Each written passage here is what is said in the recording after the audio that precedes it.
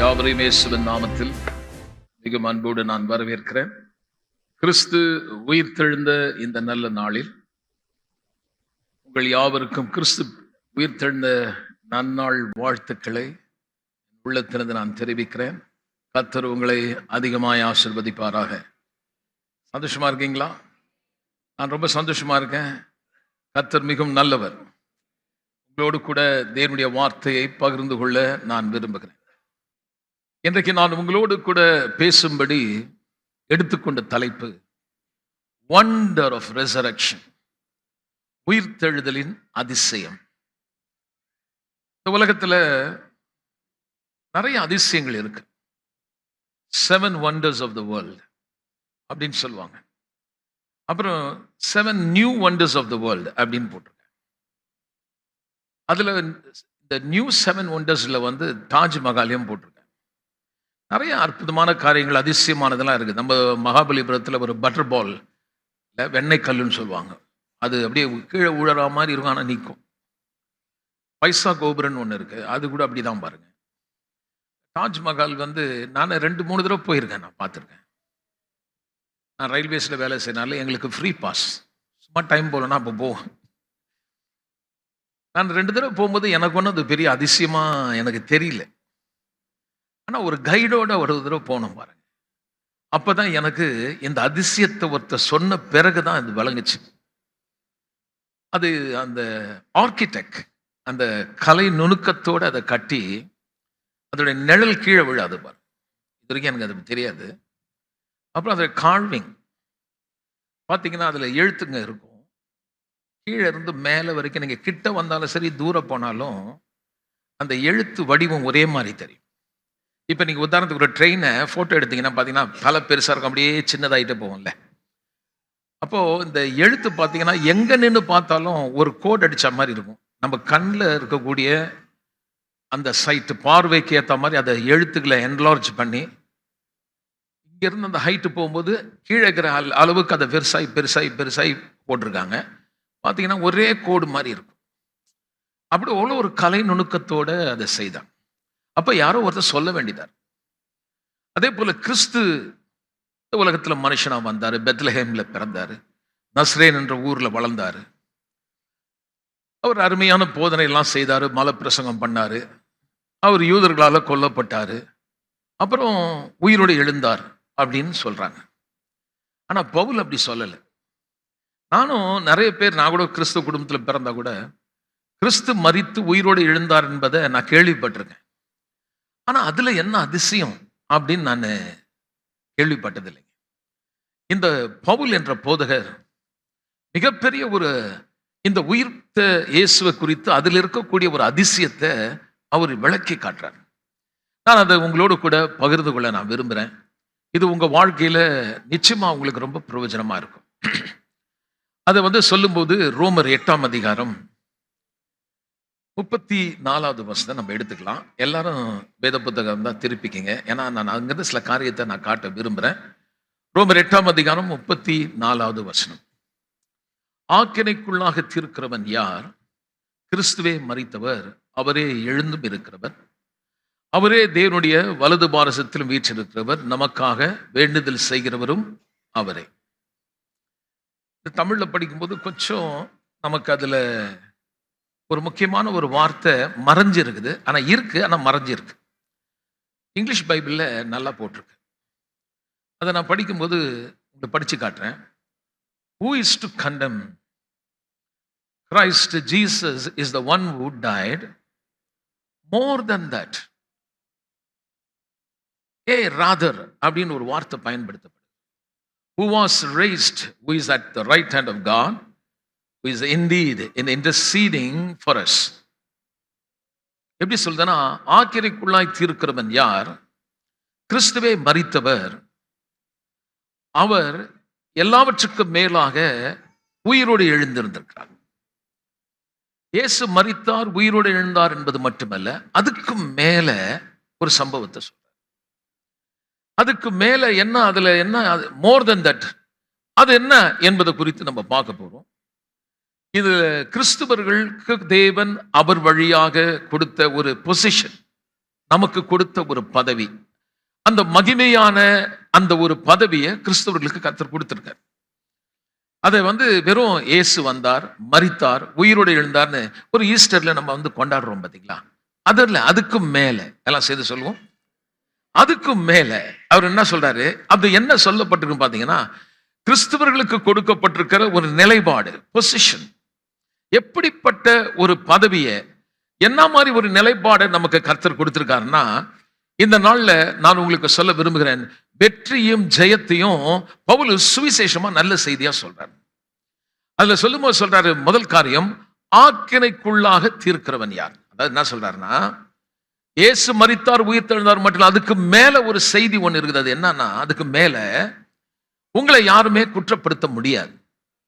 ரட்சிக்கப்பட்ட பிறகு விசுவாசிக்கு வாழ்க்கையில அப்ஸ் அண்ட் டவுன் இருக்குங்க. இப்படி நம்முடைய வாழ்க்கையில சில ஏற்ற தாழ்வுகள் வரும்பொழுது எந்த விசுவாசியும் நான் பாவமே செய்யலன்னு சொல்ல முடியாது. நம்ம வாழ்க்கையில தப்பு இருக்கு. எல்லாம் அமைதி ஆயிட்டீங்க. சில தவறுகள் நடக்க தான் செய்யுது. அப்படி நடக்கும்போது சகோதரர்களை குற்றப்படுத்துகிற பிசாசு அவன் ஒவ்வொரு தடவையும் என்ன பண்றான்? நீங்க சபைக்கு போறதை தடுக்கிறான், வேதத்தை படிக்கிறத டிஸ்கரேஜ் பண்றான், ஜெபிக்கிறதுக்கு உங்களை விட மாட்டான், உங்களை ஒவ்வொருத்தரும் குற்றப்படுத்தி சொல்றான், உனக்கு என்ன தகுதி இருக்குது, நீ ஒரு பாவியாச்சே, கர்த்தருக்கு விரோதமா இவ்வளோ நீ ரட்சிக்கப்பட்டு கர்த்தரை தேடி ஆராதிச்ச நீ எல்லாம் இப்படி செய்யலாமா அப்படின்னு சொல்லி அவங்கள குற்றப்படுத்தும் போது பவுல் சொல்றாரு, இல்ல மரித்து உயிரோடு எழுந்ததுனால அதுக்கு மேல ஒரு சம்பவம் சொல்றாரு. என்னன்னா, குற்றப்படுத்துகிறவன் யார்? இந்த இயேசுவின் மரணத்தினாலே நமக்கு என்ன நடந்ததுன்னா, எந்த பாவம் என்னை ஆக்கினைக்குள்ளாக தீர்த்ததோ அந்த பாவத்தை தேவன் நம்மை விட்டு எடுத்து போட்டிருக்காரு. அதாவது நீங்க பாருங்க, ஒரு நல்ல மனுஷங்கிறான்னு வைங்க.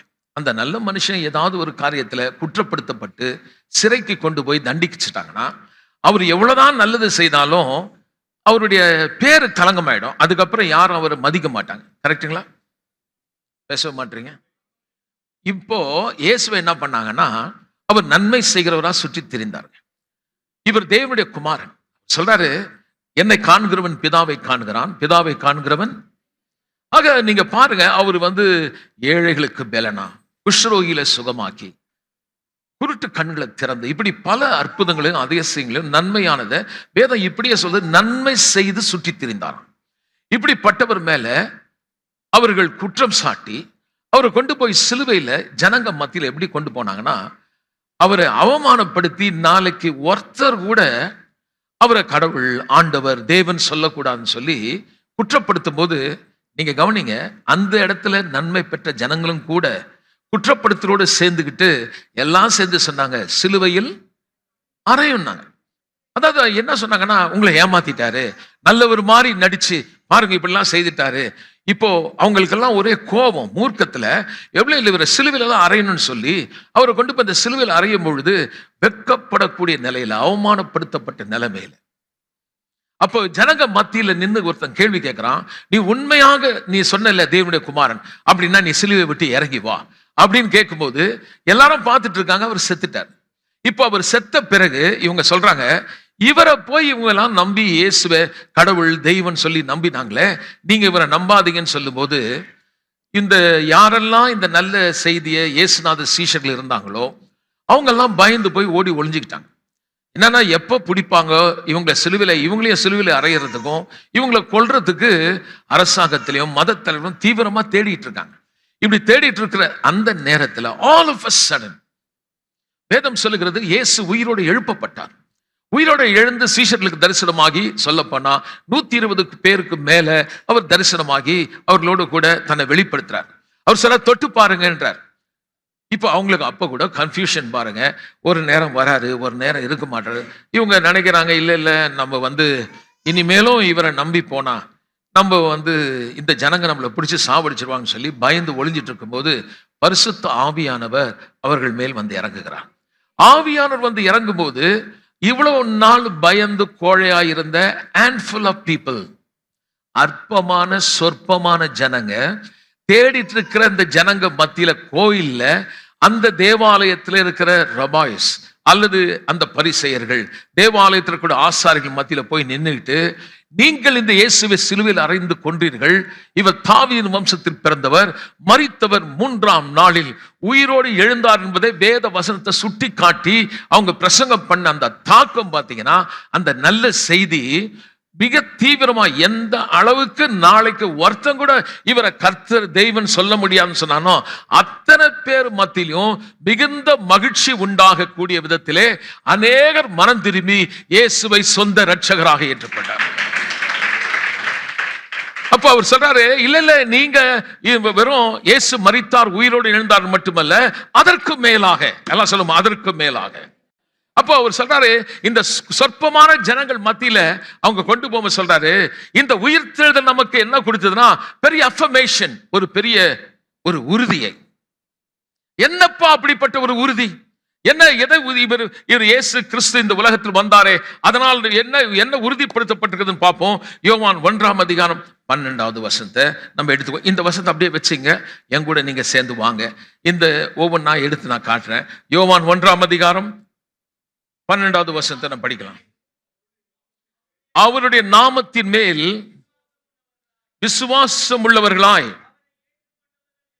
அவரை ஏற்றுக்கொண்டவர்கள் எத்தனை பேர்களோ அத்தனை பேர்களும் தேவனுடைய பிள்ளைகளாகும்படி அவர்களுக்கு அதிகாரம் கொடுத்தார். முதல் காரியம் சொல்லுது, ஒரு பெரிய சந்தோஷம் வந்துச்சு.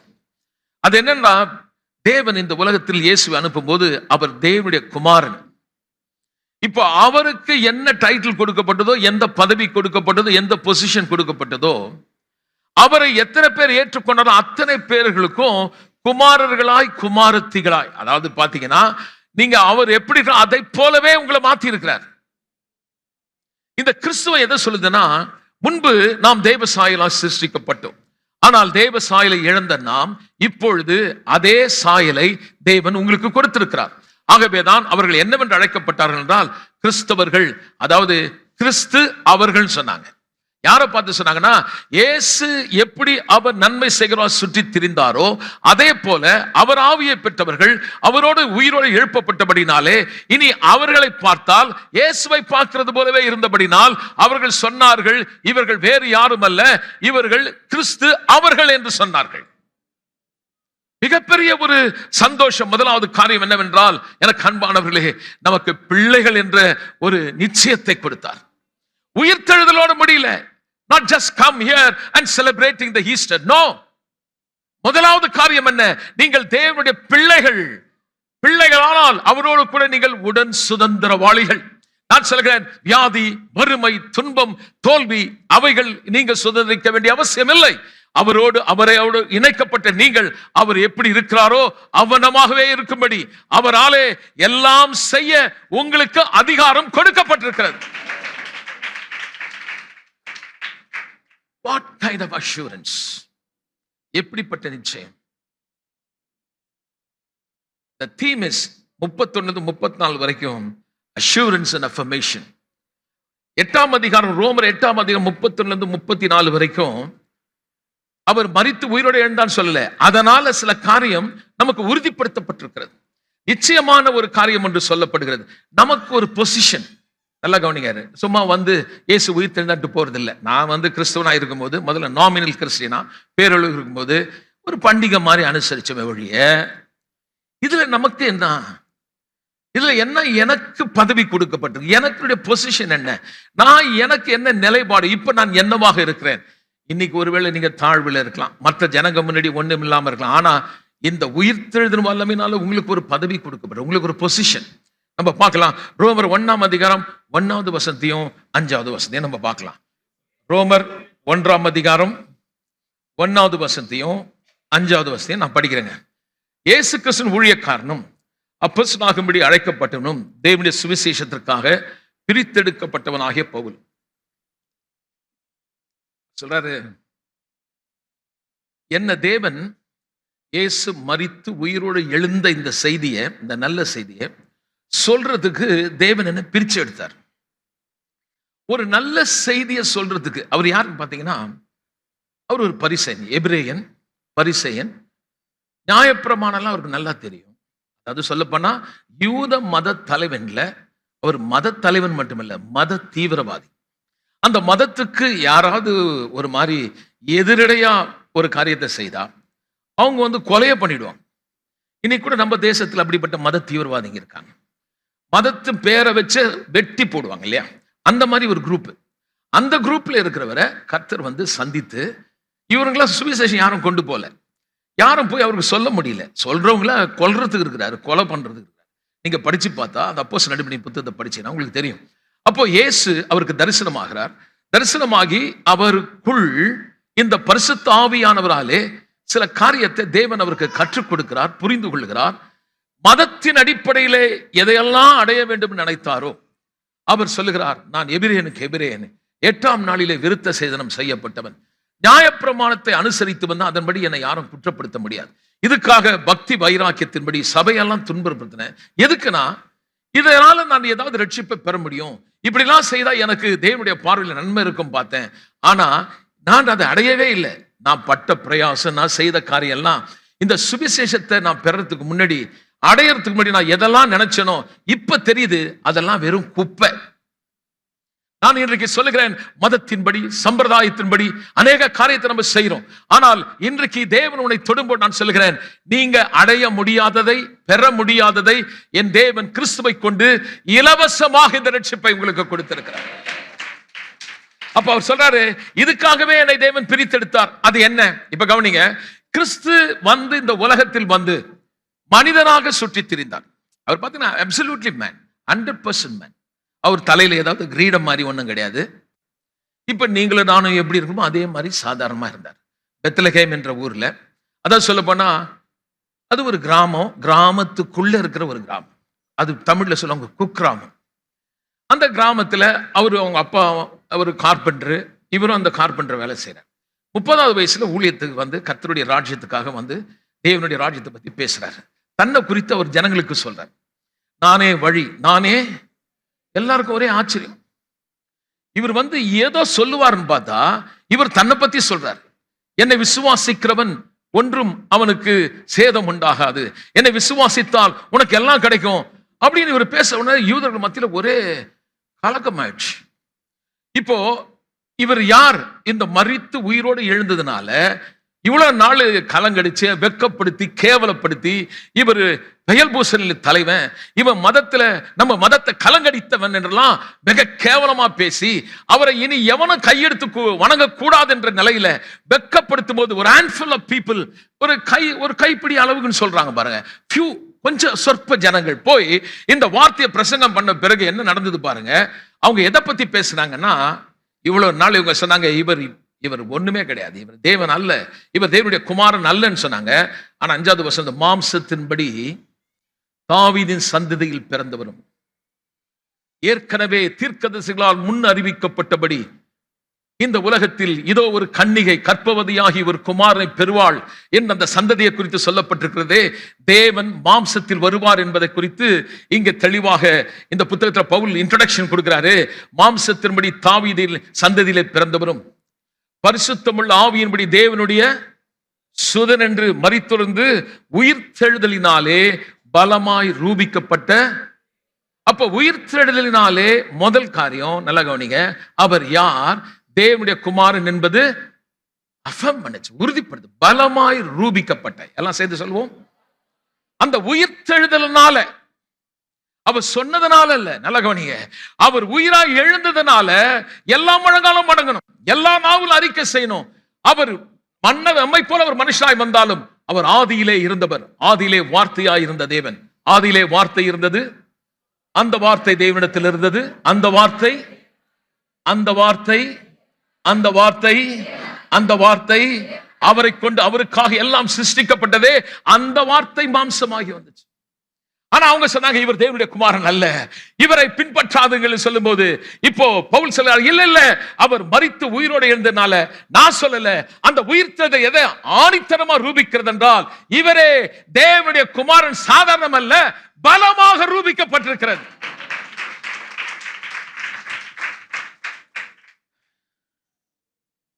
இதுதான் நம்முடைய கிறிஸ்துவ விசுவாசத்தின் மையம், சென்டர். என்ன விசுவாசிக்கிறோம்? அவர் தேவனுடைய குமாரன். எதனால விசுவாசிக்கிறோம்? மரணத்திலிருந்து உயிரோடு எழுந்ததினாலே பலமாய் ரூபிக்கப்பட்டது. அப்போ முதலாவது காரியம், ஃபர்ஸ்ட் அஷூரன்ஸ், உயிர்த்தெழுதனால என்ன ரூபிக்கப்பட்டதுன்னா, நீங்க ஈஸ்டர் வந்தேன், ஈஸ்டருக்கு ஒரு வந்து விழா கொண்டாடிட்டோம், வீட்டுக்கு போய் ஒரு வாத்தோ கோழியோ வான் கோழியோ ஆக்கி தின்றது இல்லை, வருஷம் வருஷம் வருது. ஆனா நமக்கு என்ன இதுல என்ன செய்தி, என்ன ஒரு உறுதிப்படுத்துது? இந்த உயிர்த்தெழுதல் எதை உறுதிப்படுத்துதுன்னா, நீங்கள் நம்பி அடைக்கலமாய் ஓடி வந்தவர் தேவகுமாரன் மனுஷகுமாரனாய் வந்து உனக்கும் தேவனுக்கு நடுவே இருக்கிறதுனால நீங்க வெட்கப்பட்டு போக மாட்டீங்க. அது நம்முடைய பெரிதான ஒரு நம்பிக்கை. இருளாக இருந்தாலும் வேதனையாக இருந்தாலும் எந்த பக்கம் நெருக்கப்பட்டு நாங்கள் ஒடுங்கி போகிறதல்ல. கலக்கம் வந்தால் மனம் உடைவதில்லை. கிறிஸ்துவுக்குள் என்றைக்கு நம்ம வந்துட்டோமோ, தேவகுமாரன் இந்த உலகத்திலிருந்து மரித்து உயிரோடு எழுந்ததாலே நீங்களும் அவரோடு உயிரோடு எழுப்பப்பட்டபடினால் கிறிஸ்துவுக்குள் வாழும் உனக்கு தோல்வி இல்லை.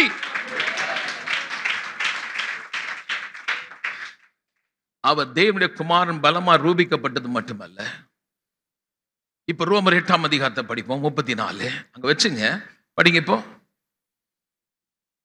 யாராவது ஒருத்தர் அங்கேயே நில்லுங்க, அங்க திரும்ப திரும்ப வருவேன். என்ன போடுறாரு? ஆக்கினைக்குள்ளாக. இப்ப கேட்கிறாரு, உன்னை யார் குற்றப்படுத்த முடியும்? அப்படின்னா விசுவாசிங்க தப்பே செய்யறது இல்லையா? செய்யறோமே, தப்பு பண்றோமே இல்லையா? ஆனா இங்க ஒரு கேள்வி கேக்குது, நீ தப்பு பண்ணாலும் உன்னை குற்றப்படுத்துறவன். அப்ப நீ எனக்கு ஒரு நம்பிக்கை கொடுக்குது, எனக்கு ஒரு உறுதியை கொடுக்குது. எதுக்கு? தொடர்ந்து பாவம் செய்யறதுக்கா? இல்ல இல்ல, நல்ல கவனிங்க. இப்போ நீங்க ஒரு வேளை தேவனுக்கு பிரியம் இல்லாம போயிட்டீங்கன்னா நீங்க அங்கேயே இருந்து சாவணும்னு அவசியம் கிடையாது. திரும்பி வந்தா உன்னை புறம்ப தள்ள மாட்டார். உன்னை உன் சொந்த ஜனம் வெறுத்தா கூட இவர் உன்னை வெறுக்கிறதே கிடையாது. ஏன் உன்னை குற்றப்படுத்த முடியாதுன்னா, அந்த சிலுவையில எந்த பாவம் என்னை குற்றப்படுத்துச்சோ, எந்த பாவம் என்னை தண்டிக்க சொல்லுச்சோ, எந்த பாவம் தேவனை விட்டு பிரிச்சு போட்டோ, அந்த பாவத்துக்கான வேலையை அவர் செய்து முடிச்சிட்டார். உங்களை மீட்கிறதுக்கு இந்த பாவம் தானே நம்மளை தடுத்து நிறுத்துச்சு. இந்த பாவத்தால தானே இந்த பூமி சபிக்கப்பட்டது. இந்த பாவத்தால தானே நம்ம சரீரத்துல வியாதி வந்தது. இந்த பாவத்தால தானே தேவனை விட்டு நம்ம பிரிஞ்சு போனோம். இப்ப விசுவாசி ஆன பிறகு இந்த ரட்சிப்பு எப்படிப்பட்டதுன்னு ஒரு உறுதிப்படுத்துறாரு. நீங்க ஒரு ஒரு தற்காலிகமா ஒரு 6 மாசம் வரைக்கும் நீ ஒழுக்கமா வாழ்ந்தா உன் ரட்சிப்பு இருக்கும், இல்லைன்னா போயிடணும். இல்லை, நீங்க தவறினாலும் இடறினாலும் திரும்பவும் உன்னை நிலைநிறுத்துறதுக்கு இந்த இயேசுவின் ரத்தத்துக்கு வல்லமை உண்டு. அப்போ ஏன் அப்படின்னா, ஒரு விலையை கொடுத்தாராம், தன் ஜீவனை ரான்சமா ஒரு விலை கொடுத்தாரு. எல்லாம் சொல்லுங்க. பாவத்தின் சம்பளம், பாவத்துக்கு ஒரு காசு கொடுக்கணும், ஒரு விலை, பணம். அது பொண்ணும் அல்ல வெள்ளியும் அல்ல. பேதுரு சொல்றாரு, பொன்னினாலும் அல்ல. 1 பேதுரு 1ஆம் அதிகாரம் 7வது வசனம் நினைக்கிறேன், படிங்க பார்க்கலாம். அங்க போட்டுருக்கு பாருங்க. அழிந்து போகிற பொன் இல்ல இல்ல இல்ல, பொன்னினாலும் அல்ல வெள்ளியினாலும் அல்ல, விலையேற முன்னோர்கள் அனுசரித்து வந்த பாரம்பரியத்தினாலும் அல்ல, விலையேறப்பட்ட ரத்தத்தினாலே நீங்கள் மீட்கப்பட்டீர்கள். பேதுரு சொல்றாரு, பணத்தால நம்ம ரட்சிப்பை பெறல. பகலால் பாசல பொண்ணு வெள்ளினா என்ன அர்த்தம்னா மணி. இப்ப ரட்சிப்பை பெறறதுக்கு ஏதாவது தப்பு நடந்ததுன்னு வைங்களேன், அதுக்கு என்ன பண்றாங்க, கோயில்ல உண்டியில சில பேர் கோல்டு பொண்ணு போய் போட்டு வந்துறான். இப்படி கோயில்ல நல்ல வருமானம். அதனால பாத்தீங்கன்னா சாமியாருக்கெல்லாம் நல்லா இருக்காங்க. கொஞ்சம் கவனிங்க. என்ன நினைக்கிறாங்கன்னா, நம்ம கர்மம் போனோம்னா, நம்ம பாவம் போனோம்னா, நம்ம ஒரு 10 கோடி திருடி இருக்கும், அதுல 1 கோடி கோயில் கொடுத்துட்டோம்னா அந்த கடவுள் நம்மள தண்டிக்க மாட்டாரு அப்படின்ற ஒரு மனப்போக்கு மனுஷனுக்கு இருக்குங்க. தப்பு பண்ணிட்டா அந்த தப்புல இருந்து விடுதலை பெற, அந்த தப்புனால, அந்த தவறுனால, அந்த பாவத்தினால ஒரு மீட்பை பெறறதுக்கு கடவுளுக்கு லஞ்சம். அவங்க என்ன சொல்றாங்க, நியாய தீர்ப்புன்னு இருக்குதுன்னு நாங்க கேள்விப்பட்டிருக்கோம். நீ அநியாயமா என்ன தண்டிச்சிடாத, நான் உனக்கு என்ன வேணும், இந்த கோயில் ஒரு மாதிரி பாழடைஞ்சு இருக்குது, நீ பாட்டு அங்க உட்காந்துருக்க, நீ பிடிச்சிக்கோ, நான் ஒரு 1000 கோடி திருட்டேன், உனக்கு ஒரு 50 கோடி கொடுத்துறேன். பேதுரு சொல்றாரு, அப்படிலாம் ரட்சிப்பு வராது. பக்கத்தால சொல்லுங்க. கோயில்ல நீ காணிக்க கொடுக்கறதுனாலையும் தசமபாகம் கொடுக்கறதுனாலையும் உனக்கு ரட்சிப்பு இல்லை. அப்ப நம்ம கேட்கலாம், அப்ப கோயிலுக்கு கொடுக்க வேண்டாமா, தசமபாகம் கொடுக்க வேண்டாமா? நல்லா கவனிங்க. காணிக்க ஏன் கொடுக்குறோம், தசமபாகம் ஏன் கொடுக்குறோம்னா, நான் தேவனை ஆராதிக்கிறேன். இந்த பணம் தான் தெய்வம்னு சொல்றாங்க. பணமே தெய்வம் நம்ம சொல்றோம். ஆனா வேதம் சொல்றது பணம் தெய்வம் கிடையாது. அந்த பணத்தை சம்பாதிக்க நமக்கு கர்த்தர் நமக்கு பலனை கொடுத்தாரு. அந்த பலனை கொடுத்த கர்த்தரை நான் அக்னாலேஜ் பண்றேன். அது சொல்றாரு, அறுவடை பண்ணும்போது அதுல நீ முதல் பாகத்தை எடுத்துட்டு 10ல் ஒரு பாகத்தை 10 கூட அறுத்தனா ஒரு கூடை எடுத்துட்டு வா, கோயில் எடுத்து வந்து வை. அந்த கூட ஃபுல்லா அவனா சாப்பிட போறான்? சாப்பிட மாட்டான். அதை வச்சுட்டு நீ என்ன சொல்லணுமா, என் பலன் அல்ல, என் சாமர்த்தியம் அல்ல, இதை சம்பாதிக்க எனக்கு பலன் கொடுத்தீங்கன்னு. அதாவது என்ன சொல்றான்னா, நான் உழைச்சேன், கஷ்டப்பட்டேன், அந்த பூமியில விதைய போட்டேன், ஆனா முளைச்சு வந்ததுன்னா அது நீங்க செய்தது. அப்போ நீங்க வேலைக்கு போனீங்க, உழைச்சிங்க, கஷ்டப்பட்டீங்க, அதுக்கு திறமையை கொடுத்தது, படிக்கிறதுக்கு அறிவை கொடுத்தது, மனுஷ கண்ணில் தயவை கொடுத்தது. இன்னைக்கு உன் கையில பணம் இருக்குன்னா கர்த்தரால உன் கையில வந்துச்சு. இப்ப அந்த பணம் வந்த உடனே அதையே கொண்டு வந்து நீங்க வேற ஒரு மோட்டிவேஷனோட, தப்பான எண்ணத்தோட, தப்பு பண்ணிட்டேன் அதனால நான் இவ்வளவு பணம் திருடி இருக்கிறேன், இந்த ஆண்டவரை நீ வச்சுக்க, அதுக்கு அது ஆராதனையா மாறாது. அப்ப அவர் சொல்றாரு, இல்ல இல்ல பொன்னினாலும் அல்ல வெள்ளினாலும் அல்ல. அப்புறம் சொல்றாரு, முன்னோர்கள் வந்து சிரித்து வந்த. அப்ப ரட்சிப்பை பெறத்துக்கு ஒரு பாரம்பரியமா நிறைய காரியம் பண்ணாங்க. என்ன, ஆடு பலி கொடுக்கிறது, மாடு பலி கொடுக்கிறது, சட்டையை மாத்துறது, குளிக்கிறது, ஸ்நானம் பண்றது, இப்படி பல காரியத்தை செய்தாங்க. ஆனா வேதம் சொல்ல, அதனால அல்ல, விலையேற பெற்ற ரத்தம், உன் பாவத்துக்கான ஒரு விலை கொடுக்கப்பட்டது. இயேசு கிறிஸ்துவின் உயிர், அந்த ரத்தம் சிந்தி உன் பாவத்துக்கான பரிகாரம் உனக்கு கொடுக்கப்பட்டதுனால, உன் பாவத்திலிருந்து உன்னை மீட்டெடுத்ததுனால, விலை கொடுத்து உன்னை வாங்கினா இனி எவனும் உன்னை குற்றப்படுத்த முடியாது.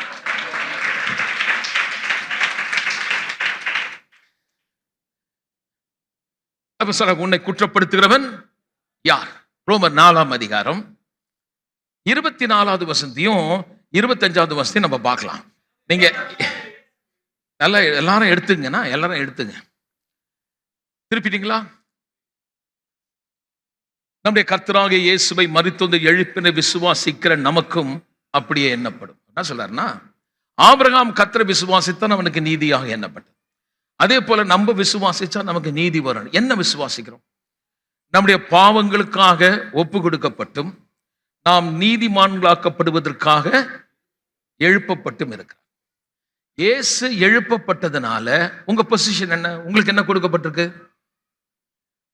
படிச்சோம், திரும்பவும் படிக்கிறேன். பாவங்களுக்காக ஒப்பு கொடுக்கப்பட்டும் நாம் நீதிமான்களாக்கப்படுவதற்காக ஏன் எழுப்பப்பட்டாரு? ஏன் எழுப்பப்பட்டாரு? ஏன் எழுப்பப்பட்டாரு? ஏன் எழுப்பப்பட்டாரு? அப்ப உன்னை நீதிமான ஆக்கிறதுக்கு எழுப்பப்பட்டாருன்னா, நீ பாவின் யாராவது குற்றப்படுத்தினா இயேசு உயிரோட எழுந்திருக்கீங்கன்னு அர்த்தம்.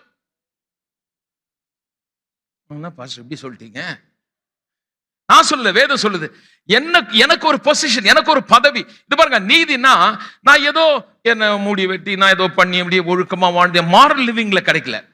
அவர் எழுப்பப்பட்டதுனால எனக்கு என்ன வந்தது?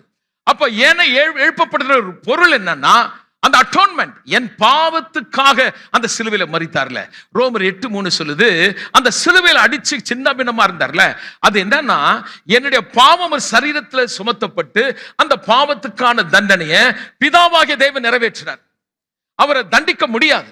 அவர் பாவமே அறியாதவர், பரிசுத்தர், நீதி உள்ள ஒரு தேவன், அசுத்தமே அறியாத சுத்த கண் உள்ளவர். அப்படிப்பட்ட ஒரு தேவன் பாவம் செய்யாமலே என்னுடைய பாவம் சுமத்தப்பட்டு அந்த பாவத்துக்கு பரிகாரமாக அவர் மரித்தார். அந்த பாதாளம் வரைக்கும் போன பிறகு பிதாவாகிய தேவன் பார்க்கிறாராம், விலை கொடுத்தாச்சு.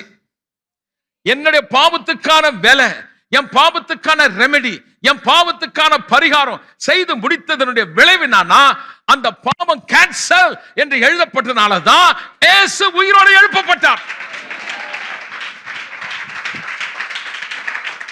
அப்போ ஒரு விசுவாசித்து என் பாவத்துக்காக மரித்தார், அந்த ரத்தம் எனக்காக சிந்தப்பட்டது, எனக்காக உயிரோடு எழுப்பப்பட்டார்னா, அந்த விசுவாசத்தினால அவருக்கு என்ன கொடுக்கப்படுதுன்னா, இப்ப படிங்க, நம்முடைய பாவங்களுக்காக ஒப்பு கொடுக்கப்பட்டும் நாம் நீதிமான்களாக்கப்படுவதற்காக இயேசு உயிரோடு எழுந்தாரா? சில பேர் they think, oh yes pastor, today is Easter. இல்ல இயேசு உயிரோடு எழுந்தார். அதுக்கு மேல more than that, rather அதுக்கு மேல என்ன சொல்லுதுன்னா, இல்லப்பா உன்னை எவனும் குற்றப்படுத்தவே முடியாது. ஒருவேளை நீ இடறினால் உனக்கு பின்னாடி ஒருத்தன் வரான், அக்யூசர், சகோதரர்களை குற்றப்படுத்துற சாத்தான். சொல்றான், no don't touch this Bible, you are not worthy. பைபிளை தொடுற உனக்கு அருகதை இருக்கான்? நீ கோயிலுக்கு போலாமா? இவ்வளோ பெரிய தப்பு பண்ணியிருக்க, நீ போலாமா? எப்படி இருக்குன்னா, ஒரு சிக் பேஷண்ட் அவன் பக்கத்தில் போய் நின்று, நீ ஆஸ்பத்திரி போலாமா? ஏன் நோய் புற்றம் வேற எங்க போவான்? ஆஸ்பத்திரிக்கு போவாதுன்னு சொன்னா, நீ டாக்டர் கிட்ட போவாதுன்னு சொன்னா, அந்த ஆள் கொஞ்சம் லூசுன்னு தானே அர்த்தம். அதே மாதிரி யாரு சபைக்கு போறான்? பாவத்திலிருந்து மீட்பை பெற்றவன் கொண்டாடுறதுக்கு வரான். பாவத்தில் இருக்கிறவன் மனம் திரும்பும்படி வரான். அவனுக்குள்ள ஒரு விசுவாசம் கொடுக்கப்படுகிறது. நீ கவலைப்படாத, நீ பிறக்கிறதுக்கு முன்னாடியே உன் பாவங்கள் மன்னிக்கப்பட்டது. That's the hope of glory. அது எங்கள் மகிமையின் நம்பிக்கை. இப்ப அவர் உயிரோடு எழுந்ததுனால முதல்ல தேவனுடைய குமாரன் பலமா ரூபிக்கப்பட்டது. இரண்டாவது, என் பாவங்கள் மன்னிக்கப்பட்டது என்றும் நான் தேவ நீதி என்றும் பலமா ரூபிக்கப்பட்டுச்சு. அப்படின்னா நீங்க பிறக்கிறதுக்கு முன்னாடியே இயேசு சிலுவையில் மரிச்சார். உண்மையா? எத்தனை வருஷத்துக்கு முன்னாடி?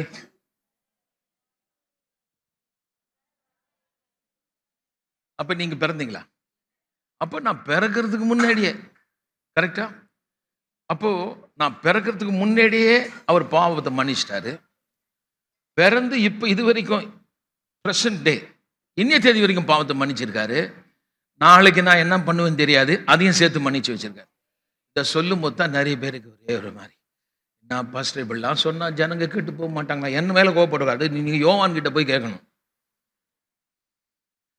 நான் யோவான் பாஸ்டர் நீங்க இந்த மாதிரி சொல்லிட்டீங்களே, படிக்கலாமா? நான் சொல்ல பாருங்க, அவர் என்ன சொல்றான்னு பார்க்கலாம்.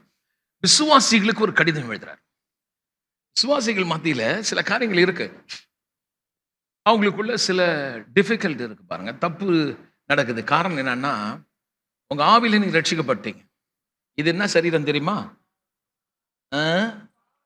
நல்லா சொல்லுங்க. இந்த மைண்ட் என்ன மைண்ட் தெரியுமா? மறுரூபமாக மனம் புதுப்பிக்கப்படாம விட்டுட்டீங்கன்னா, இந்த மனம் ஒரு குரங்கு மாதிரி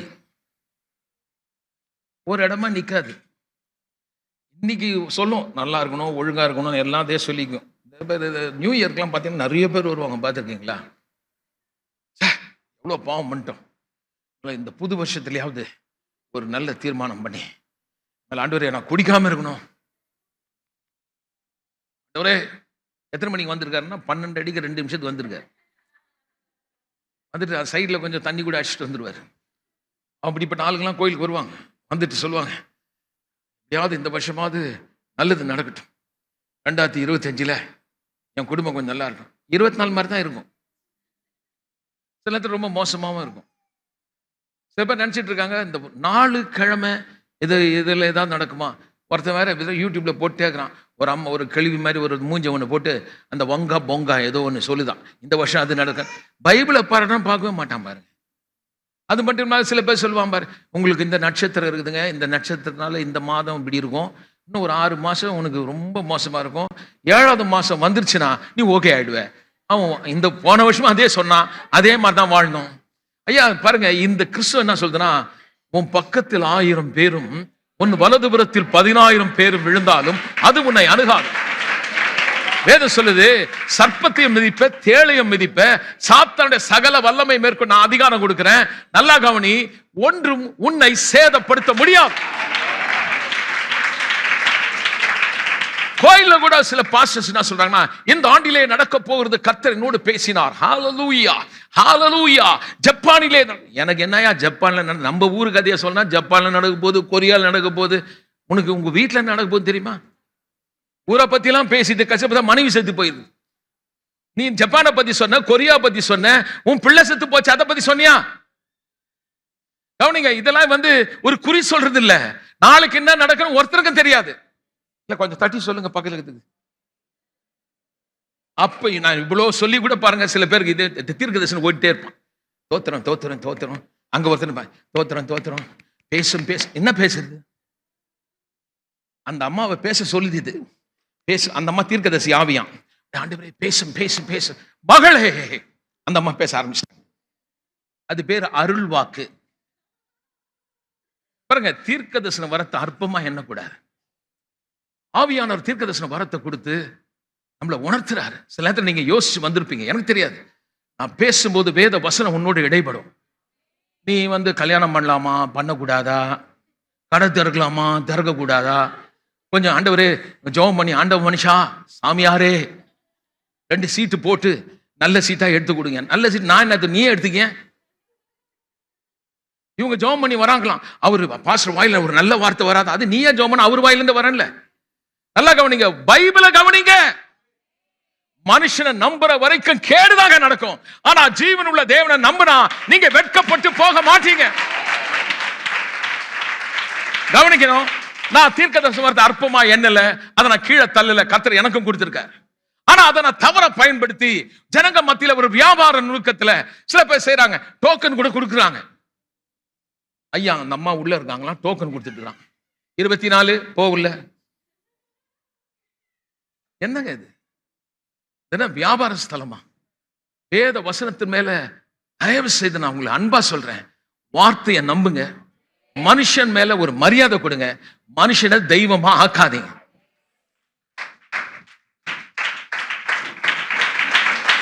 கஷ்டமா இருக்குல்ல? யோவான் சொல்றாரு, எடுத்துக்கோ. 1 யோவான் 1ஆம் அதிகாரம் எடுத்துங்க. என்ன சொல்றேன்னு பார்க்கலாம். 1 யோவான் 1ஆம் அதிகாரம். இது கொஞ்சம் பெரிய போர்ஷனுங்க, நானே படிச்சிடறேங்க. 3வது வசனத்துல இருந்து நான் படிக்கிறேன். 3வது வசனம். நீங்களும் 1 யோவான் 1ஆம் அதிகாரம் 3லிருந்து 10. If you have English Bible, 1 John chapter 1 and verse 3 to 10. நீங்களும் எங்களோடு கூட ஐக்கியம் உள்ளவர்களாய் இருக்கும்படி யோவான் எழுதுறார். நாங்கள் கண்டும் கேட்டும் இருக்கிறதை உங்களுக்கு அறிவிக்கிறோம். சிலர் நீங்க ஃபெலோஷிப்பா இருக்கணும்னா நாங்க எதை பார்த்தோமோ எதை கேட்டோமோ அதை நான் உங்களுக்கு சொல்றோம். அதுல என்ன சொல்றேன்னா, எங்களுடைய ஐக்கியம், எங்களுடைய ஃபெலோஷிப், நீங்க எங்க கிட்ட ஃபெலோஷிப் வரீங்க. ஆனா எங்க ஃபெலோஷிப் எங்க இருக்குன்னா, பிதாவோடும் அவருடைய குமாரனோடும் இயேசு கிறிஸ்துவோடும் இருக்கிறது. இப்போ உங்களுக்கு ஒரு செய்தியை சொல்ல போறேன். அது என்ன செய்தினா, உங்கள் சந்தோஷம் நிறைவாய் இருக்கும்படி எழுதுற. ரொம்ப கஷ்டத்துல இருக்காங்க, அப்ப எழுதுறாரு உங்கள் சந்தோஷம் நிறைவாய் இருக்கும்படி எழுதுற. அது என்ன அவ்வளவு ஒரு ஜாய் அப்படின்னு பாத்தீங்கன்னா, நம் தேவன் ஒளியாய் இருக்கிறார், அவர் எவ்வளேனும் இருள் இல்லை. இது நாங்கள் அவரிடத்தில் கேட்டு உங்களுக்கு சுவிசேஷமாய் அறிவிக்கிறோம். அவர் சொல்லியிருக்காரு, என்னை பின்பற்றவன் இருளிலே நடவான். அந்த வார்த்தை அவர் சொல்றார். நாம் அவரோட ஐக்கியப்பட்டவர் என்று சொல்லியும் ஒரு விசுவாசி தப்பு பண்ணிட்டா அல்ல பாவ வாழ்க்கையில வாழ்ந்தா, இருளிலே நடக்கிறவர்களாய் இருந்தால், சத்தியத்தின்படி நடவாமல் பொய் சொல்லுகிறவர்களாய் நாம் இருப்போம். அவர் ஒளியில் இருக்கிறது போல நாமும் ஒளியிலே நடந்தால் ஒருவரோடொருவர் ஐக்கியப்பட்டிருப்போம். அவருடைய குமாரனாகிய இயேசு கிறிஸ்துவின் ரத்தம் சகல பாவங்களை நீக்கி நம்மை சுத்திகரிக்கும். அவர் சொல்றாரு, ஐக்கியப்பட்டிருக்கீங்க. சில பேர் இருள்ல தப்பான வாழ்க்கை வாழ்ந்துட்டீங்கன்னா நம்ம என்ன பண்ணணும்? அவர் ஒளியில் இருக்கிறது போல நாமும் ஒளியில் நடக்கணும். அவர் பரிசுத்தராய் இருக்கிறது போல நாமும் பரிசுத்தராய் இருக்கணும். இப்ப என்ன பண்ணணும்னா, அவருடைய குமாரனுடைய கிறிஸ்துவின் ரத்தம் சகல பாவங்களை நீக்கி நம்மை சுத்திகரிக்கும். அப்ப என்ன சொல்றேன்னா, தப்பு பண்ணிட்டீங்கன்னா பாவத்தை மறைக்காதீங்க. நீங்க தப்பு பண்ண பிறகு 2 வாரம் கோயிலுக்கு வராம, அப்புறம் 3வது வாரம் கொஞ்சம் மனசாட்சி ஒரு மாதிரி கொஞ்சம் சூடு தணிஞ்சிடும் இல்ல. இப்போ இட்லியை சுட சுட இறக்குறீங்கன்னு வைங்க, ஒரு 10 நிமிஷம் பொறுத்து என்ன ஆகுது? ஆறி போகுது. அந்த மாதிரி உள்ள தப்பு பண்ணவன சூடா இருக்கும். 2 வாரம் கோயிலுக்கு வரல என்ன ஆகுது? நம்ம நினைச்சுக்கிறோம் கர்த்தர் மறந்துட்டாரு, சரி நம்ம வந்துருவோம். இல்ல கர்த்தர் சொல்றாரு, இல்ல நீ செய்ததெல்லாம் எனக்கு தெரியும். நீ 2 வாரம் லீவ் போட்டு வராம கோயிலுக்கு இருந்து ஒரு 3 வாரம் பைபிளே படிக்காம அப்படியே உன் பாவத்தை நீ மறைச்சிடாத. அவர் என்ன சொல்றாரு? அந்த பாவத்தை அறிக்கையிடு. என்கிட்ட சொல்லக்கூடாது, நீங்க கர்த்தர்கிட்ட அறிக்கையிடுங்கள். பாவங்களை நமக்கு மன்னித்து சில அநியாயத்தை நீக்கி உங்களை சுத்திகரிப்பதற்கு அவர் உண்மையும் நீதி உள்ளவரான்னு போட்டிருக்கா. பாவங்களை நமக்கு மன்னித்து எல்லா அநியாயத்தையும் நீக்கி, எல்லாம் சேர்ந்து சொல்லுவோம். அப்ப விசுவாசி அநியாயம் செய்ய முடியும். சைலண்ட் ஆயிட்டாங்க. அநியாயத்தை செய்த பிறகு நீங்க நியாயப்படுத்தி பேசுறீங்க பாருங்க, அங்கதான் தப்பு. இப்ப ஒவ்வொருத்தருக்கும் வீட்டுல ஒரு சண்டை நடக்குதுன்னு வைங்க, நமக்கு தெரியும் நம்ம அநியாயமா பேசிட்டோம், ஆனா நம்ம விட மாட்டோம், நம்ம ஜஸ்டிஃபை பண்ணுவோம். என் மேல என்ன தப்பு, உன் மேல தான் தப்பு. நடக்குது இல்ல எல்லார் வீட்லயும், including my house also. And she says, I say no. அப்ப நான் பண்றேன், தப்பு பண்றேன், எல்லாம் என்ன அப்படி பாக்குறாங்க, நீங்க பண்றதே இல்லையா கோவம். நம்ம வந்து அதை சரிப்படுத்திக்க மாட்டோம். சரிப்படுத்தாம அதுக்கப்புறம் ஒண்ணுமே மனைவியை சில என்கிட்ட சொல்லும், சண்டெல்லாம் போட்டு ஒண்ணுமே தெரியாத மாதிரி வந்து பேசுறீங்க, மன்னிப்பு கேளுங்க. நம்ம என்னுடைய ஈகோ, எனக்குள்ள இருக்கிற ஈகோ, எனக்குள்ள இருக்கிற சுய பெருமை, செல்ஃப், அது என்ன பண்ணுன்னா, நான் ஒன்றும் பண்ணல, நீ தான் பண்ண பாருங்க. எந்த எக்ஸாம்பிளா வச்சு காட்டுறேன், நீங்க உங்களை கொஞ்சம் யோசிச்சு பாருங்க. அது நம்ம செய்யறது நியாயமா? சில நேரத்துல எவ்வளோ வேலை செய்யறாங்க, எவ்வளவு செய்யறாங்க, நம்ம அநியாயமா திட்டுறோம் இல்ல. ஒரு சின்ன உதாரணம், நீங்க எதுவுமே அது மாதிரி அநியாயம் பண்ணது இல்லையோ? பண்ணிருக்கோம், ஆனா நம்ம கண்டுக்கிறது இல்லை. ஆனா கவனிங்க, பாவத்தை மறைக்கிறவன் எத்தனை பேருக்கு ஆசீர்வாதம் வாழணும்னு நினைக்கிறீங்க? அப்ப அவர் சொல்றாரு, தப்பு பண்ணிட்டா அவனை குற்றப்படுத்துறதுக்கு எவனுக்கு அதிகாரம் கிடையாது. உணர்த்துகிற ஒருத்தர் இருக்கிறாரு. அப்படி உணர்த்தும் போது சியர் கான்சியஸ், மனசாட்சியில சூடுண்ட பொய்யனா இல்லாம போல்டா தைரியமா அவர்கிட்ட போய் சொன்னா, அந்த பாவத்தை, அந்த அநியாயத்தை நீக்கி உன்னை கழுவி உன்னை சுத்திகரிக்க அவர் உண்மையும் நீதியும் உள்ளவரா இருக்காராம்.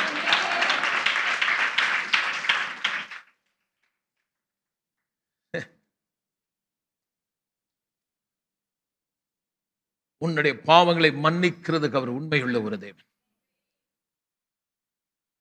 மூணாவது உறுதிப்பட சொல்லப்படுது பாருங்க, இன்விசிபிள் பவர். உயிர்த்தெழுதனால முதல்ல பலமாக ரூபிக்கப்பட்டார் தேவனுடைய குமார். இரண்டாவது பார்த்தோம், என்னுடைய பாவங்கள் மன்னிக்கப்பட்டு தேவ நீதி என்பதை குறித்து பலமாக ரூபிக்கப்பட்டிருக்கு.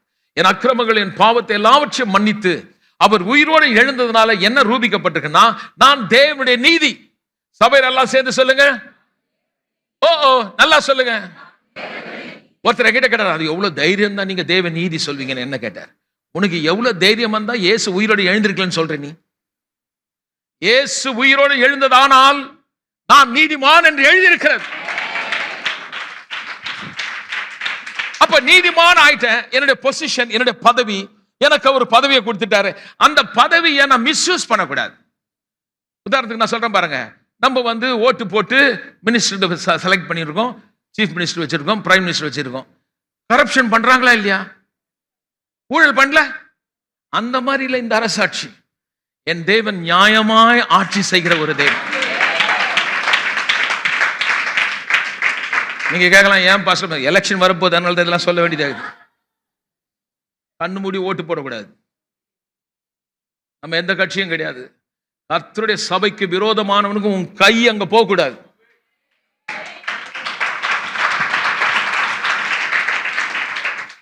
நல்லா பாக்குறோம் என்னென்ன பண்ணிருக்காங்கன்னு. ஒரே ஒரு உரிமை நம்ம ஊர்ல இப்ப ஒன்றும் இருக்குது, கொஞ்சம் பேச்சு உரிமை கொடுத்துருக்கான். அடுத்த தடவை வந்தாங்கன்னா அது கூட பிடிங்கிடுவாங்க. சரி விடு, அரசியல் வேணாம் நமக்கு.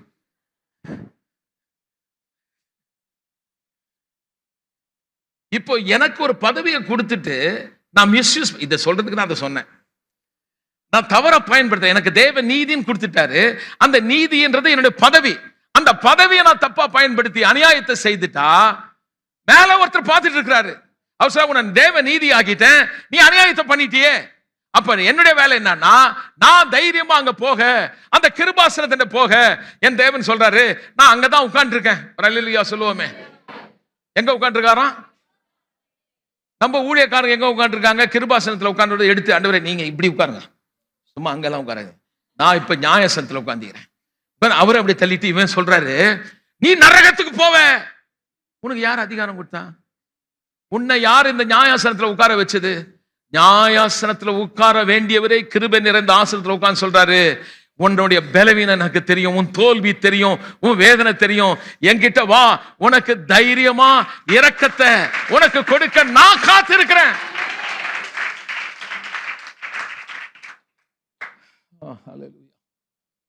அதனால எல்லா நேரமும் ஜெபம் பண்ணலாம். பாஸ்டர் இன்னைக்கு ஜெபம் பண்ற மாதிரி பாஸ்டர் எங்க வீட்டில் சண்டே ஆயிடுச்சு, நான் தப்பு பண்ணிட்டேன், இன்னைக்கு குடும்ப ஜெபம் கிடையாது, அவ ரொம்ப தப்பு பண்ணிட்டேன், நான் தப்பு பண்ணிட்டேன், பரவாயில்ல, ஒருத்தர் கூப்பிட்டு சரி தப்பு நடந்துடுச்சு, ஐம் சாரி, மன்னிச்சுக்கோ, ஜெபம் பண்ணலான்னு திருப்பி ஸ்டார்ட் பண்ணிக்கணும். ரெண்டு பேர் தான் ஆமா சொன்ன. எவ்வளோ நாளுங்க இப்படியே வீட்டில் இந்த சண்டே நடத்தின்னு பாலிடிக்ஸ் பண்ணிக்கிட்டு, நான் என் மனைவி கிட்ட பேச மாட்டேன், என் வீட்டில் பேச மாட்டேன், என் பிள்ளைகிட்ட பேச மாட்டேன், என் சித்திக்கிட்ட நான் பேச மாட்டேன், என் மாமா கிட்ட பேச மாட்டேன், அது போது பாரு, பேய் ஒன்று போது பாரு, அப்படி இந்த மாதிரிலாம் பேசுறதெல்லாம் விட்டுட்டு தேவனுடைய பிள்ளைகள் ஒருவருக்கு அன்பா இருக்கணும்னா நம்ம அநியாயத்தை ஒருத்தர் மன்னிச்சாரே, அப்போ மற்றவங்களை மன்னிச்சிருவோம்.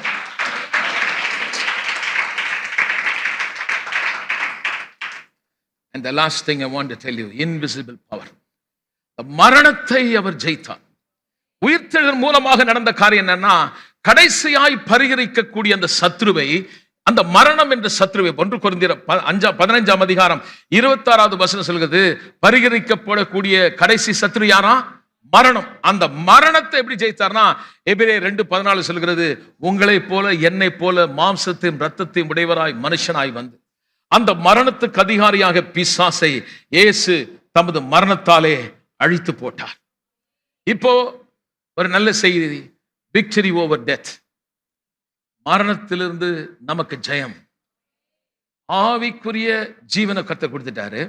இந்த ஆவி சாகவே சாகாது. இப்ப உங்களுக்கு வந்திருக்கிறது நித்திய ஜீவன். இப்ப பலமா அடுத்த காரியம் ரூபிக்கப்படுது. ஆவியின் மீட்பு மட்டுமல்ல, சரீர மீட்பு. எல்லாம் சேர்ந்து சொல்லுவோம். இந்த சரீரம் என்ன சரீரம்? பாவ சரீரம். அதனாலதான் பாத்தீங்களா, இது செத்துட்டே வருத காரணம் என்னன்னா, என் சரீரத்துல பாவம் இருக்குது. இப்ப பாவ சரீரத்துக்குள்ள ஒரு புது மனுஷன் வாழ்ந்துட்டு இருக்கான். அதனால எப்ப பாரு பிரச்சனை. வெளியில இருக்கிறவன் உள்ள இருக்கிறவனோட சண்டை. நீங்க ஜெபிக்கணும்னு சொல்லும், இந்த வெளியில இருக்கிற உடம்பு சொல்லும் படுத்துக்கோன்னு சொல்லும். வெளியில இருக்க உள்ள இருக்கிறவன் சொல்லும் கோயிலுக்கு போய் கர்த்தரை ஆராதின்னு சொல்லும். வெளியில இருக்கிறவன் சொல்லுவான், ஐயோ நேத்தெல்லாம் நைட் டியூட்டி பண்ணிருக்க, படுத்துக்கோணும். இது எப்பவுமே ஒண்ணுக்கு ஒண்ணு எதிரா இருக்கும். நீங்க எதுக்கு கீழ்ப்படிய போறீங்க? மாம்சத்துக்கா ஆவிக்கா? ஆவிக்கு கீழ்ப்படிந்தால் நித்திய ஜீவனை நீங்க அனுபவிக்க முடியும். சரி, இதை இப்படியே விட போறது இல்லை, இதை சரிப்படுத்துறேன்றார். ஒரு அல்லேலூயா சொல்லுவோமா? படிக்கலாம். 1 கொரிந்தியர் 15ஆம் அதிகாரம் 53 57வது வசனம் வரைக்கும் நம்ம படிக்கலாங்க. Quite interesting. ஓகே, நானே படிச்சிட்டுமா? நானே படிச்சிடறேன். அழிவுள்ளதாகிய இந்த சரீரம் அழியாமையும், சாவுக்கேதுவாகிய இந்த சரீரம் சாவாமையும் தரித்துக் கொள்ள வேண்டும். அழிவுள்ளதாகிய இந்த சரீரம் அழியாமையும், சாவுக்கேதுவாகிய இந்த சரீரம் சாவாமையும் தரித்துக் கொள்ளும் போது மரணம் ஜெயமாக விழுங்கப்பட்டது என்று எழுதியிருக்கிற வார்த்தை இன்னும் நிறைவேறும். That's ultimate final salvation. இறுதியாய் நடக்க போறது என்ன? ரட்சிக்கப்பட்டவங்களா இருக்கீங்களா? அல்லவர் அல்லேலூயா சொல்லுவோமே. நீ செத்தாலும் மண்ணோட மண்ணா போனாலும் இதை கர்த்தர் திரும்ப உயிரா எழுப்புவார். அது ஈஸ்டர்ல நாங்க வந்தோம், நல்லா ஈஸ்டர் கொண்டாடிட்டோம். இந்த வீட்டு போகும்போது ஒரு வான் கோழி புஷன் போறேன், வாத்து புஷன் போறேன். வருஷம் வரும். அப்புறம் வருஷம் கோழி ஆகுறதுலேயே இருக்கக்கூடாது. ஈஸ்டர் படிக்கும்போது இந்த உயிர்த்தெழுந்த நாள்ல சில காரியங்கள் நமக்கு உறுதிப்பட சொல்லப்பட்டிருக்கு. அதை கவனிக்கணும். அதுல என்ன சொல்லுதுன்னா, இப்போ முதல்ல தேவனுடைய குமாரன், 2வது பாவங்கள் மன்னிக்கப்படுது, தேவ நீதி. இது எனக்கு கன்ஃபார்மா சொல்லிட்டாரு. ஏன் நான் தேவ நீதி ஆனதுனால எனக்கு பொசிஷன் கொடுத்துட்டாரு. நான் தப்பா வாழ்ந்தாலும் என்றென்றைக்கும் மன்னிக்கிறது இயேசுவிடத்துக்கு வல்லமை இருக்கு. அடுத்தது சொல்லுது, எந்த சரீரத்தின் விளைவினால மனதால நான் பாவம் செய்தனோ அந்த சரீரத்திலே நான் தொடர்ந்து வாழாதபடி இந்த சரீரமும் மீட்கப்படும். அப்ப எப்படி மீட்கப்படும்னா, கடைசி நாள்ல இந்த சரீரத்தை எழுப்புவாராம். ஏன் காரணம் என்னவென்றால், மரணமே கூர் எங்கே? பாதாளமே மரணத்தின் கூர் பாவம், பாவத்தின் பலன் நம்முடைய கர்த்தராகிய இயேசு கிறிஸ்துவினாலே நமக்கு ஜெயம் கொடுக்கிற தேவனுக்கு வேதம் சொல்லுது, அந்த மரணத்தின் கூர், அந்த கொடுக்கு ஸ்டிங்க உடைச்சிட்டாராம். ஒருத்தர் பாதாளம் போய் மனுஷனா போனார். போய் முதல் மனுஷனால எல்லாரும் மரணத்தடைஞ்சோம். இந்த ஒரு மனுஷனால நம்ம எல்லாரும் உயிர்ப்பிக்கப்படுவோம். நீ வீட்டுல போய் படிச்சேன், ஐ டோன்ட் ஹேவ் டைம். ஒன்று கொஞ்சம் 15 வீட்டுல போய் படிச்சு பாருங்க. சொல்றாரு, ஒரு மனிதனாலே மரணம் வந்தது, அப்பொழுது இயேசு கிறிஸ்து ஒரு மனுஷனால எல்லாருக்கும் உயிர்த்தெழுதல் வந்திருக்கிறது. அப்ப இந்த உயிர்த்தெழுதல் இருக்கக்கூடிய அஃபர்மேஷன் என்னது உறுதியா சொல்றாரு? நீங்களும் ஒரு நாள் எழுப்பப்படுவீங்க. அல்ல, ஒரு ஆமென் சொல்லலாமா?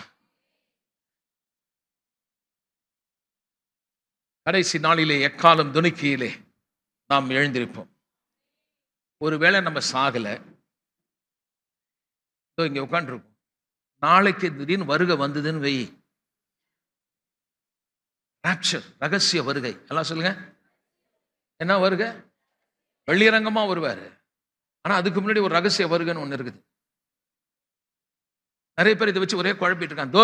24ஆம் ஆண்டுல வரேன்னாங்க. நான் சொன்ன வரவே மாட்டார், நீ பாருன்னு. யாருக்குமே தெரியாது எப்படி வருவாராம். திருடன் வரா மாதிரி வருவாரு. அது பேர் என்ன பேரு?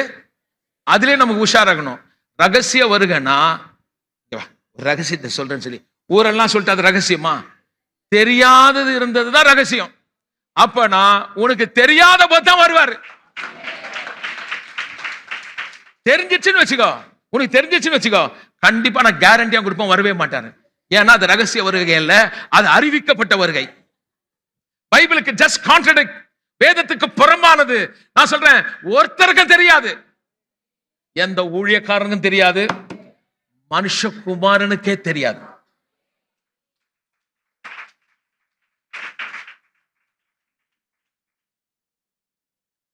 He is our elder brother.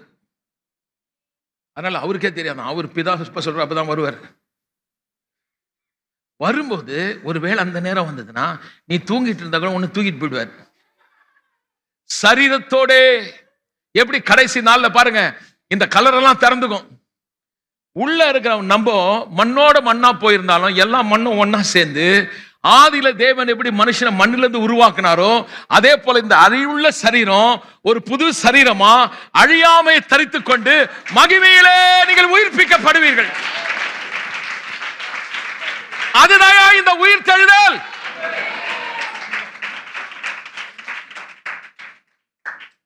உலகெல்லாம் சம்பாதிச்சு பணத்தை வச்சா கூட செத்துட்டா உன் கதை முடிஞ்சிடுச்சு. எங்க கதை சாவே கிடையாது. நாங்கள் மரிப்பதில்லை. எல்லாம் இங்க இருக்கீங்களா? உங்களுக்கு எல்லாம் ஒரு மாளிகை வச்சிருக்காரு. அவர் சொல்றார், நான் போகிறேன், உங்களை திக்கற்றலாய் விடேன், உங்களுக்கென்று ஒரு வாசஸ்தலத்தை உண்டு பண்ணுவேன். It says God is going to give you the palace to you. எத்தனை பேருக்கு ஃபார்ம் ஹவுஸ் இஷ்டம்? எல்லாருக்கும் பிடிக்கும். தோட்டம் வச்சு ஒரு பெரிய 1 ஏக்கர்ல தோட்டம் வச்சு எனக்கு ரொம்ப இஷ்டம். என்னோட ட்ரீம் அது. 1 ஏக்கர் வாங்கி ஒரு சின்ன வீடை கட்டி சுத்தி மரம் வச்சு நிறைய பறவைங்க கோழிங்க எல்லாத்தையும் வாங்கி விட்டுக்கிட்டு காலைல ஏன்ச்சு அந்த சத்தம், மாடு போடுற சத்தம் என்ன இனிமையா இருக்கும். இங்க நம்ம ஊர்ல சத்தம், தனி படுறியே. ஆனா நமக்கு ஒரே தலைவலியா இருக்குது. பக்கத்து கீச்சு கீச்சுன்னு கத்துது, காங்கான்னு கத்துது. இது மாதிரி இடத்துல உட்காரக்கூடாதான். அவனுக்கு பாட்டு பாட ஒரு குருவி, குயில் பாடணும், மயில் அகணும், அந்த கிளி பாடணும். இவன் எழுந்திருக்கிறதுக்கு முன்னாடி இதெல்லாம் பாடணும். ஏன்னா ராஜா இவன். அந்த மாதிரி ஒரு சுகபோகமான ஒரு வாழ்வு வெயிட்டிங். கவனி கவனி, ஏழைக்கும் மாளிகை அங்கே உண்டு.